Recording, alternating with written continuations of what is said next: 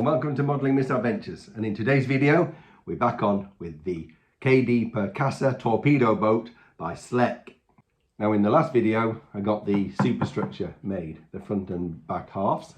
This comes off to give you access to the inside, and now it's time to start prepping and finishing this hull and painting it.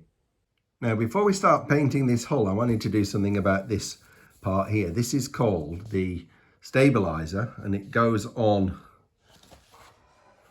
the bottom of the hull. Now you can see here there are some slots here. I've had to drill these out because I'd cover them up, but they are to allow this piece to slot into there like that. Now that means we've got some penetrations in the hull right the way through from the outside to the inside. And it does say to put this stabilizer on after the hull's been painted, but I'm going to put this on now and seal it with some glass fiber cloth and resin so that when I paint it, it's all going to be properly sealed. Now I'm going to glue this in with 15-minute epoxy. I want it to be nice and waterproof, and I'm also going to seal the penetrations on the inside with the epoxy as well.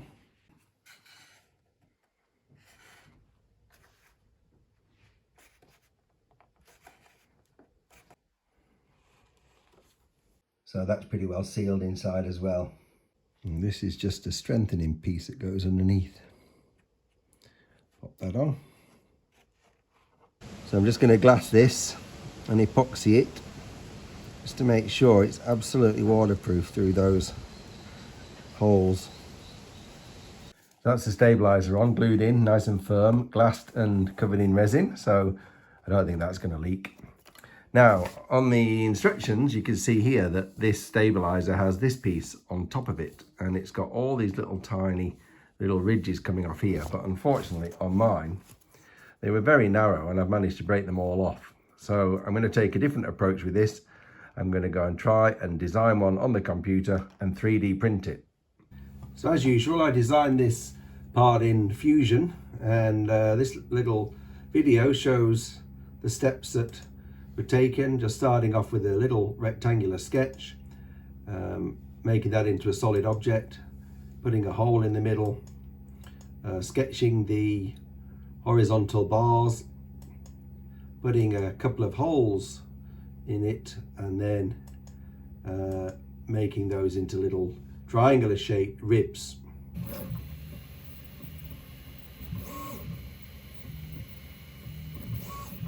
And this is it, the piece as it's come off the 3D printer, and that looks pretty good. I'm very happy with that, and that's going to get glued on there after it's been painted. Now next up, I'm going to fill all these cracks on here and get this ready for painting. I'm actually going to use this stuff, Perfect Plastic Putty. I know it says it's for plastic, but it'll fill these gaps very nicely, give a nice smooth finish, and then I'll waterproof it afterwards.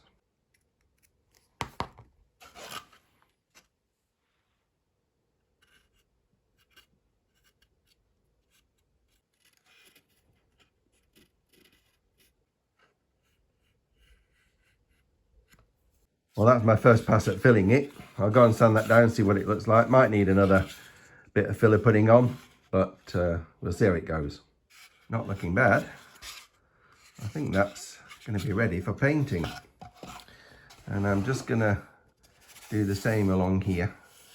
Just fill in the gaps and smooth out those rails. And that'll be ready for painting.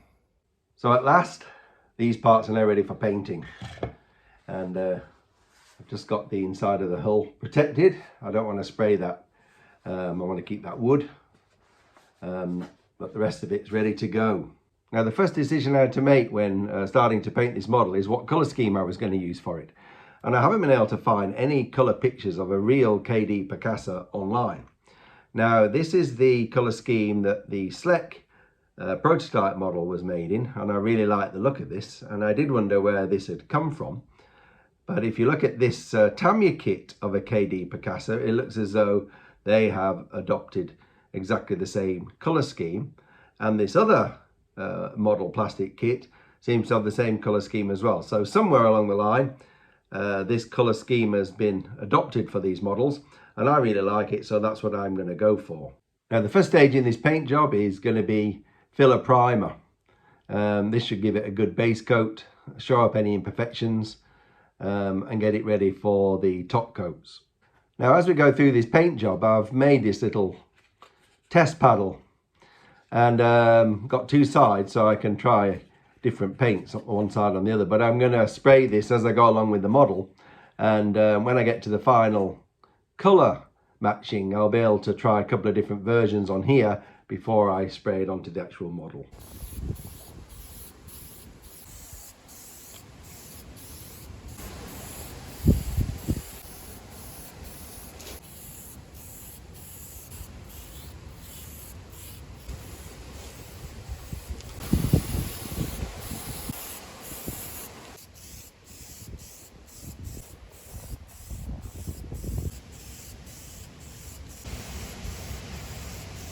Well, here's my hull after the first coat of filler primer, and it looks really nice. I'm really happy with that finish.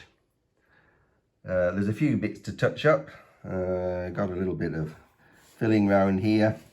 There are some imperfections that are going to need sanding down. That looks like a bit of resin that's got on there, but other than that, looks lovely. Now I am intending to put top coat on this, but the colour itself is pretty close to what I want the boat to be, so we'll do a bit of experimentation, but that looks actually really nice as it is.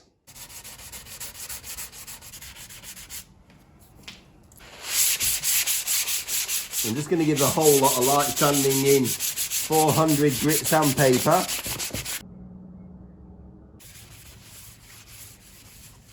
Just a little bit of extra filling. That's the deck primed.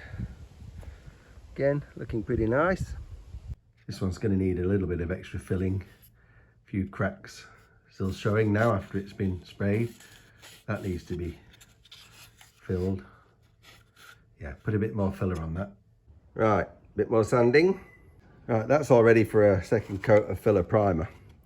You do have to do a lot of sanding and filling on these wooden models just to get them right, but I think that'll look all right once I do it again. Right, time for the second coat of primer. Well, that's after a second coat of primer. These are looking really nice, lovely. Very happy with that. So now that I've got that hull and superstructure primed, I'm going to test out my little paint paddle. Now I've bought 3 different grey paints to try. This is the Vallejo grey, this is an enamel mid grey, and this is another enamel machinery grey. And they're all going to give probably a slightly different colour. So on my paddle here, I've marked them off where I'm going to spray each one, and we'll see what they look like at the end. Well, here's the result of my spray test. Here you've got the original primer. This is the mid grey, which is a gloss. You can see that if I get the reflection on it. On the other side, I've got the Vallejo grey and the machinery grey. Now, this one's too dark, don't like it. This one's not bad, but I'm not sure I'm going to get the best finish with the gloss. The Vallejo is not quite the right tone. I actually like the original primer. That's what it looks like, just with the base primer. And I like the finish. I like the colour. When I've looked at photographs of this actual boat, it always looks to be a very pale colour. So I'm going to leave it like this and put clear coat on it. Right, I'm going to spray this deck next, and I'm going to use this colour called Wilderness Green. That should look all right. Now, it's going to be a bit of a pain, but I've got to mask off this strip here. Be fiddly. Well, it's all masked up. Loads of masking tape. Bin bag at the bottom. I'm hoping I'll get a clean line along there. Let's see how it goes.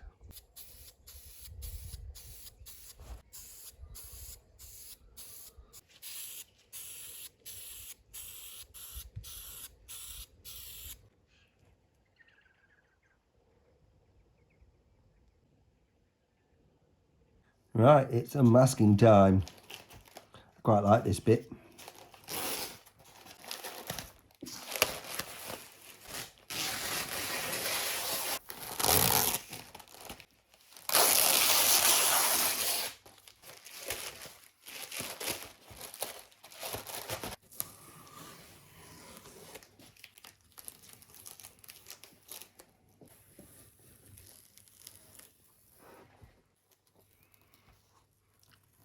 Oh yes, lovely.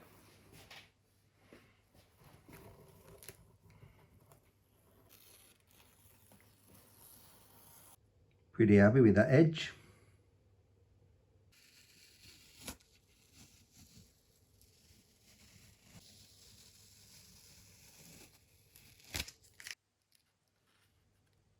Really happy with how that's looking.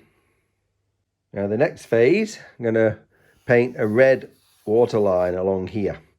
That's going to need some careful masking as well. Now to get this waterline level, I've just concocted this thing, set square with a pencil attached to it. I'm just going to draw a line along there, like that.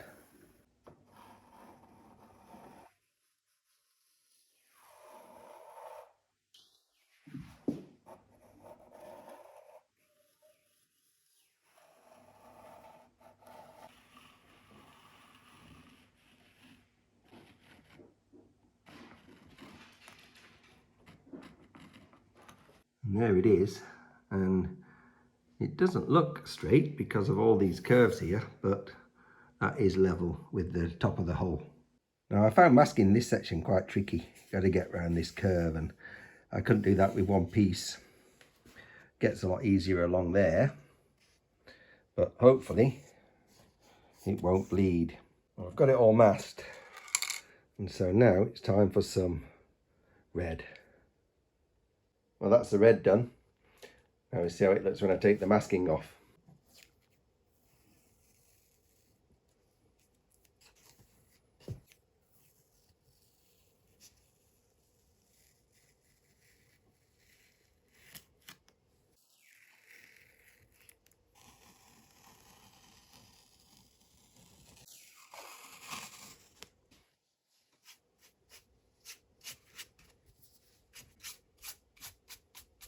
Well, I'm very happy with that. It's a nice clean line, and it's actually come out pretty good at the front. Look at that. Starting to look really good. Right, next, I've been having a look at this part of the superstructure, the cabin. Now, if you look at these photographs from this Tamiya model, you can see that it's got a lot of riveting on it. And I didn't know if this was real or not, but I have found on a photograph that this part of the superstructure did have rivets on it, as you can see here. So I'm going to have a little go at trying to put some rivets on here to see how it looks. I've been having a go with this technique using a syringe and needle, which I've ground the sharp bit off the end, and just putting little blobs of white glue to simulate the rivets.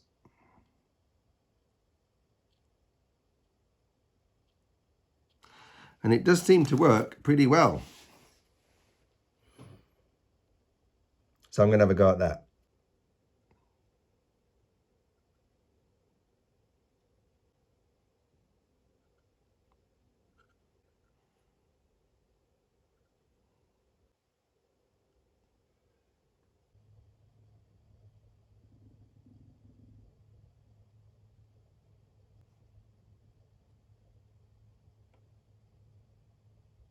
Now I want this to be pretty subtle because it's not very obvious on the real thing, and that's coming out very nice. I thought I was going to have to paint these, but they're just drying clear, so they look grey. Well, that's the effect I've ended up with. I think it's quite effective. It's quite subtle from a distance, but if you look close up, you can definitely see the rivets. I think that's come out quite well. Right, next up, I'm going to coat all of these parts with some satin clear. Well, they're all coated in satin varnish, looking a little bit shiny at the moment, but Going to leave those to dry for a couple of days before I do anything else with them. Now, I don't want this boat to look as though it's just come straight out of the factory in pristine condition. So I'm going to do a bit of weathering. My favourite technique for this, oil paint wash in Zippo lighter fluid. Now I'm just going to use 3 different colours, black, burnt sienna and yellow ochre, just to get a few different variations in shade.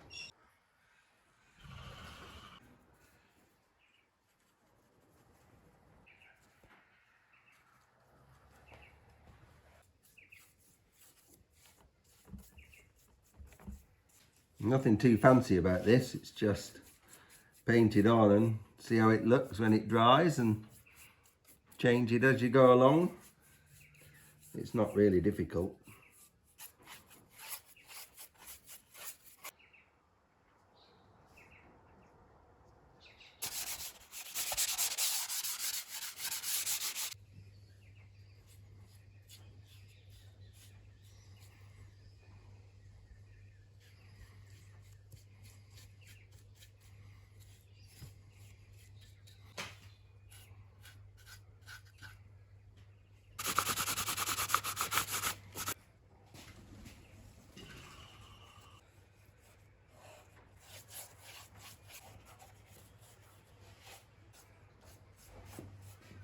Well, that's what it looks like after some basic weathering. Fairly crude and simple, to be honest, but it's good enough for me. I think it looks all right. Now, I might do a bit more later on when I start to put some details on, but I think for now, that's looking all right. Now, I've just put this summary together to show what steps were taken to finish this hull to this stage. Started off with Timbermate wood and grain filler, which was then sanded, then coated with Easy Coat resin. After that, covered it in deluxe glass fibre cloth, 1 ounce per square yard. Then another 2 coats of Easy Coat resin. Then I sprayed the whole boat with 2 coats of grey filler primer. And after sanding that, I painted the waterline with White Nights, Squirts, Cherry Red spray paint for the waterline, and Metal Shield Wilderness Green for the deck. After that, sprayed the entire ship with Rust-Oleum Satin Clear, and then finished it off with a weathering wash made with oil paints in Zippo lighter fluid. So there we are so far, looking a lot nicer now it's painted, isn't it? And really happy with how it's coming on. I think the colours look all right. The weathering doesn't look too bad, and yeah, coming along very nicely. So I think that's a good place to stop today. In the next video, we're going to start working on the fixtures and fittings that are going to go on the deck and other parts of the boat. But for now, I think I'm going to call it a day. So hope you enjoyed watching that. Thanks again, and I hope to see you next time on Modelling Misadventures.